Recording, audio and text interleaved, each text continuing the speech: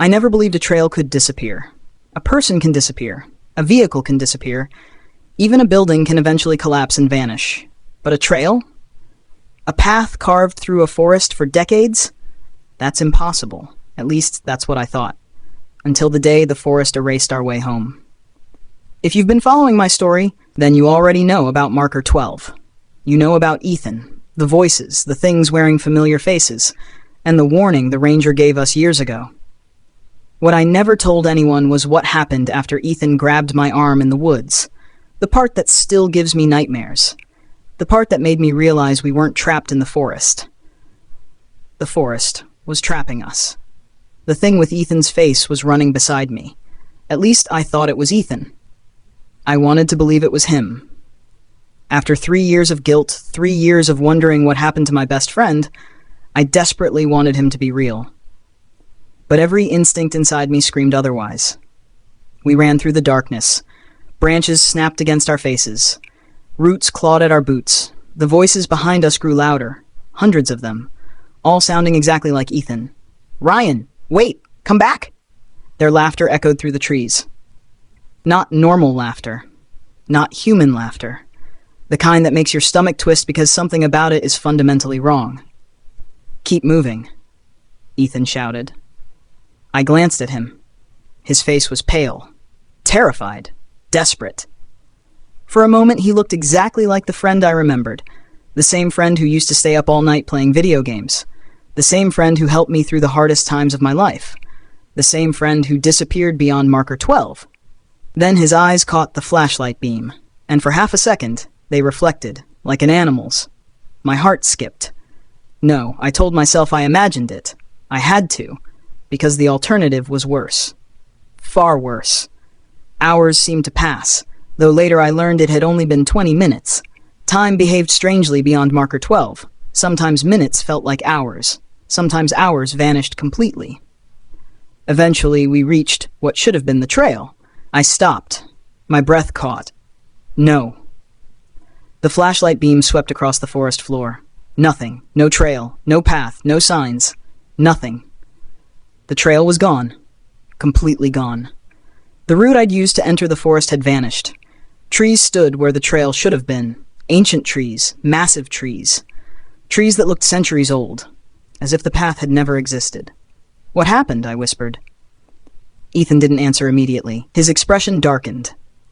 "It's changing." The way he said it made my blood run cold. "What do you mean changing?" His eyes stayed fixed on the darkness. "The forest doesn't like visitors." A chill crawled through me. "How do you know that?" He looked at me, then quickly looked away. And that's when I realized something terrifying.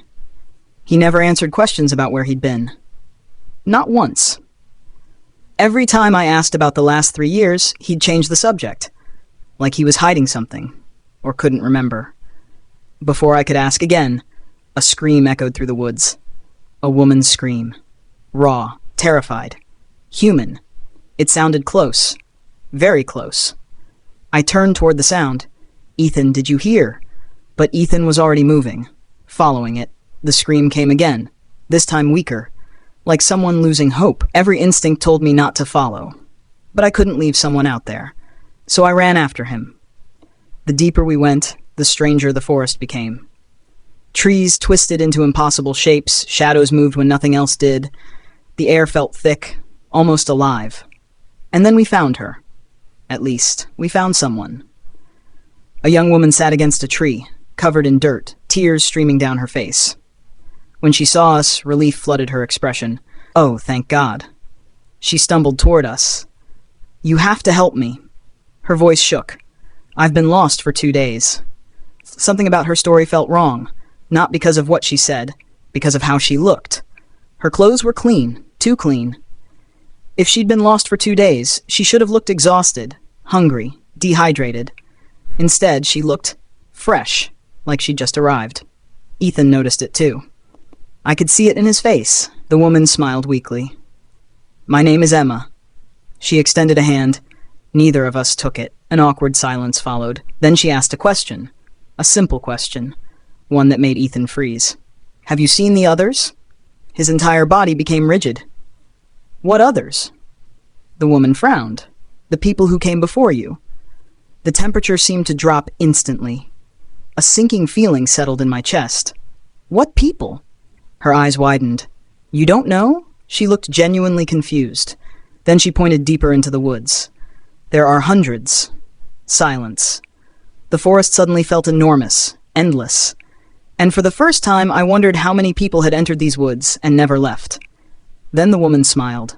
A strange smile, too wide, far too wide. Ethan grabbed my arm hard. Run. What? Run! We bolted. The woman's scream followed us. But it wasn't a scream anymore. It sounded angry, animalistic, hungry. I looked back once. Big mistake.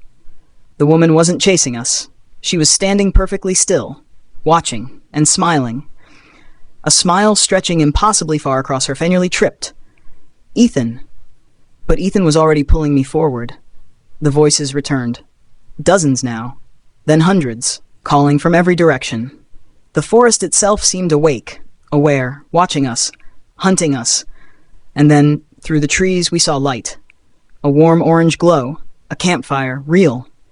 For a moment, hope exploded inside me. People, help, safety. We ran toward it, toward the light, toward the fire, toward salvation. But as we got closer, something felt wrong.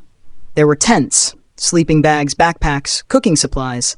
Everything looked normal, everything looked lived in. Except, there was nobody there. Not a single person. The fire still burned. A pot sat above the flames.